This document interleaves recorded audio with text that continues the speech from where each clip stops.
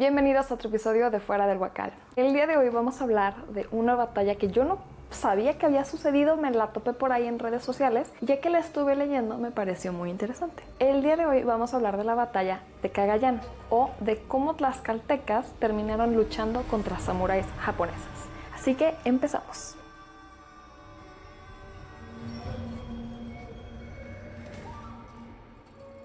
Estamos en el norte de Luzón, por Filipinas. Hace un calor de la fregada y desde 1580 más o menos ha habido huacos, o sea, rebeldes, piratas, ronin, samuráis que ya no tienen líder, y otros guerreros que ya no tienen nada que hacer y se reunieron para convertirse en piratas. Y están en esta zona de Filipinas, al norte, y decidieron que ellos van a hacerse dueños de Filipinas. Así que muchos locales pues ya no sabían qué hacer, entonces pues dejaban sus pueblos y se convirtió en nido de piratas en esta zona.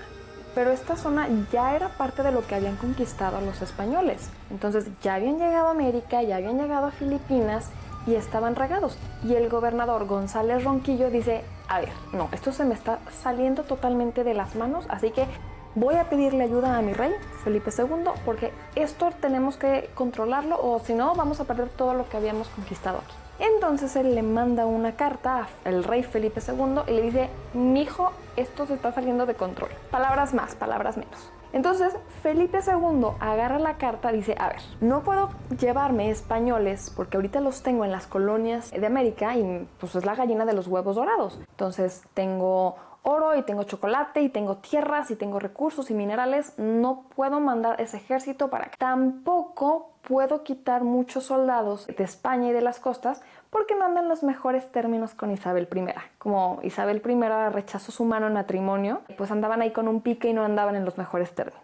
Entonces Felipe II dice, a ver, pues ¿por qué no agarramos a algunos de estos soldados que son unas fieras, los tlaxcaltecas, y los mandamos para allá y listo? Y aquí es donde puede entrar esta confusión de que, ay, bueno, los tlaxcaltecas probablemente indígenas con espadas de obsidiana, pero no, ya había habido algunos años de la conquista española, entonces muchos de los tlaxcaltecas que seguían siendo unos guerreros feroces ya habían adoptado tanto armamento como estrategias militares españolas. Entonces Felipe II dice, tú, Juan Pablo Carrión, sí, no andas muy ocupado, ¿verdad? No, perfecto. Agárrate unos 60 amigos, en su mayoría tlaxcaltecas, y te me vas a las Filipinas y vas a apoyar a este gobernante porque pues tampoco quiero perder a las Filipinas. ¿Cómo ves? Entonces voltea a Juan Pablo de Carrión y le dice, Milik, por usted lo que sea.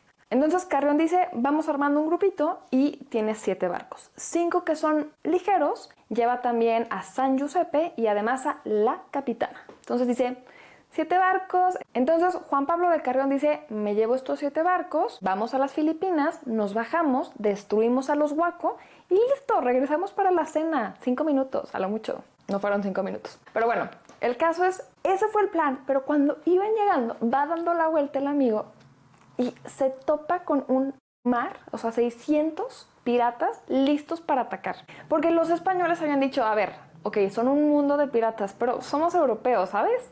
O sea, si alguien conoce de estrategia militar, somos nosotros. Entonces, con 60 hombres la armamos, todo bien. Y llegan y 600 piratas y entre ellos ronin, o sea, los samuráis que no tenían ya un líder a quien servir. Entonces llegan ahí, se convierte en un caos, entonces empieza la masacre. Pero con lo que no contaban los españoles es que los huaco habían obtenido pólvora de Portugal. Entonces no era solamente llegar y arrasar con una bola de asiáticos que iban a tener una katana ya. No, muchos de ellos también tenían entrenamiento militar y ahora tenían pólvora. Así que se convirtió en una batalla un poquito más pareja. Nada más que los asiáticos eran 600 en contra de los 60 hombres que llevaban los españoles. Entonces empieza la guerra, están en los barcos, los están persiguiendo, pero sí llevaban a la capitana. Entonces la capitana los salvó, comenzaron a ganar y muchos de los huaco empezaron a hacer una retirada y a subir por el río de Cagayán. Entonces comienza esta masacre y muchos de los guerreros asiáticos traían armaduras samurái. Entonces si caían al agua era muy improbable que pudieran quitársela a tiempo para salir. Así que unos 200, un poquito más, se ahogaron ahí. Y además, ya cuando se convirtió en una lucha cuerpo a cuerpo, llega San Giuseppe, tiene todos los cañones, buena puntería y se encargó de terminar prácticamente con todos. Y ya, un ratito de paz. Pero ahí Juan Pablo de Carrión no iba a quedarse quieto. Entonces ya, agarramos las cosas, todo pinta bien, entonces agarramos nuestras cosas, limpiamos este caos que se había hecho y ahora sí, dice Juan Pablo de Carrión, vamos a eliminarlos. Entonces comienzan a subir por el río, el de Cagayán, y se encuentran 18 sampanes. Los sampanes son estas barcazas muy ligeras asiáticas que pueden tener velas, pero normalmente son impulsadas por remo. Entonces, para que se den una idea de la diferencia de tamaños. Entonces Juan Pablo dice, chin, a ver, yo ya no puedo subir aquí, estoy en un río, ellos tienen la ventaja, entonces ¿cómo me encargo de aniquilarlos? Entonces lo que hizo muy inteligente es, hizo que ellos fueran a mar abierto. Y después de tentarlos y que fueran y ellos dijeron, sí, somos más rápidos, sí vamos a poder, se los llevó a mar abierto y ahí sí los aniquiló. Quedaron muy pocos y además, ya que terminó esta masacre, el líder de los Wako, Taifusan, se baja y habla con Juan Pablo de Carrión y le dice, amigo, a ver, tú quieres que nos vayamos, nosotros nos queremos ir, no hay problema, danos oro y con eso, y nos vamos, todos tranquilos, como amigos. Pero Juan Pablo le dice, ¿qué?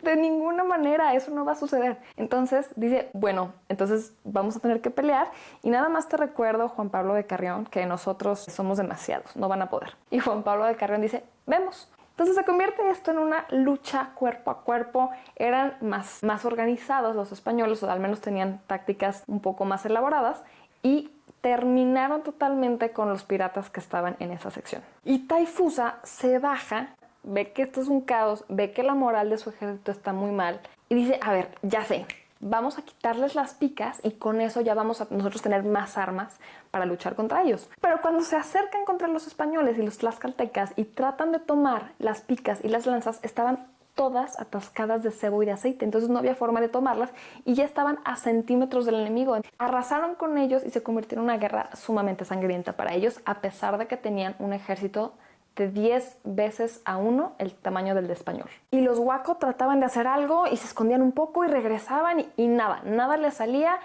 Y aquí Juan Pablo de Carrión dijo, tenemos que eliminarlos. Y cosa que iban dejando los Wako en el camino, katanas, armaduras, tapas de latas de atún, lo que sea que habían dejado ahí, lo iban tomando para que no tuvieran cómo volver a armarse ellos. Y así prácticamente la piratería en Cagayán quedó destruida. Y ahora sí, ya con la victoria consumada, ya habiendo aniquilado prácticamente todos, dice Juan Pablo de Carrión, a ver, yo no me quiero quedar aquí, y pues el arroz de aquí no sabe a paella. Entonces vamos aquí a convertirlo en la Nueva Segovia y vamos a dejar aquí un campamento para que esté protegiendo. Pero logró su cometido, la piratería prácticamente se eliminó en Filipinas. Y así es como lo lograron y así es como sabemos que sí hubo tlaxcaltecas en las Filipinas. Y porque en Filipinas también se habla el español y porque hay tantas calles, nombres y apellidos que son similares a los que tenemos en México el día de hoy. Porque al final del día fueron colonias españolas. Y bueno, se llevaron a los tlaxcaltecas a pelear, pero lo viajado, ¿quién se los quita? Muchísimas gracias por escuchar otro episodio de Fuera del Huacal. Si tienen más sugerencias o si tienen algún caso histórico curioso que quisieran compartir, pueden hacerlo por medio de nuestros canales en Instagram, Fuera del Huacal, o en TikTok, Fuera del Huacal también. Muchas gracias y nos escuchamos en otro episodio.